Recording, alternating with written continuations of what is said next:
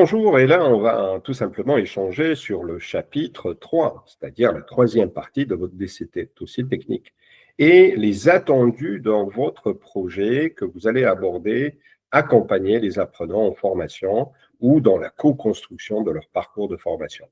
Évidemment, il y a deux volets. Le premier volet qui est le volet écrit, donc c'est-à-dire que c'est votre dossier technique. Sur cette partie, on va tout simplement vous demander de présenter comment vous avez accompagné le développement professionnel des apprenants. Alors, un, deux, trois apprenants. Alors, si vous avez un ou deux cas, c'est génial.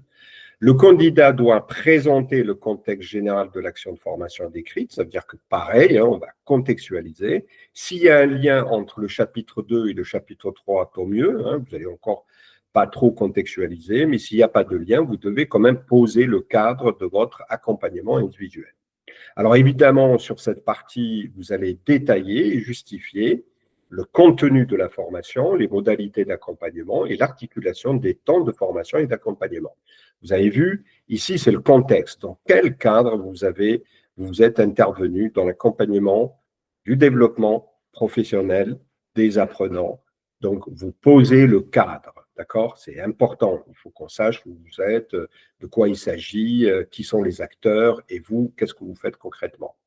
Alors évidemment, ici, vous allez donner un exemple d'évaluation diagnostique et un exemple de situation d'apprentissage.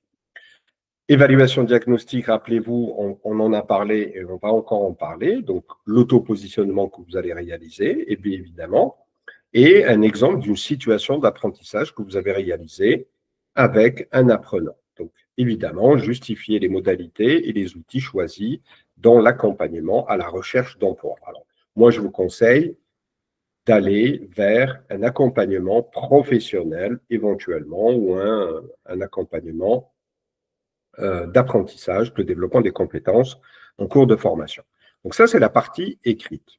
Sur la partie orale, donc vous avez, je crois, 10 minutes pour présenter comment vous avez accompagné les apprenants dans leur parcours de formation. Donc ici, vous allez présenter la situation d'accompagnement individuel et si possible liée au scénario pédagogique de la première partie à l'épreuve, pardon. Vous imaginez, l'idée c'est de mettre le lien entre les différents chapitres.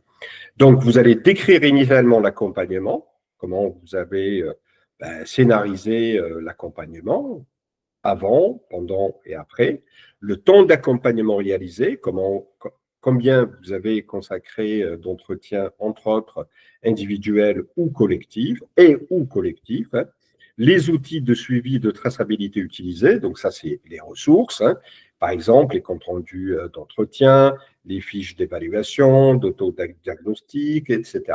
Et un exemple concret d'entretien avec un apprenant et les actions mises en œuvre après cet entretien. Donc là, vous allez prendre un exemple, vous allez avoir un personnage d'une personne, son nom, prénom, son âge, sa situation professionnelle, le parcours de formation et la difficulté qu'il y a.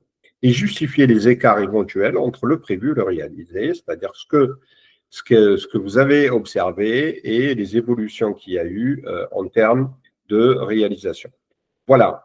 Sachez qu'on va reprendre cette partie ensemble et vous allez avoir un sommaire concernant votre dossier technique. Je vous dis merci et à plus tard.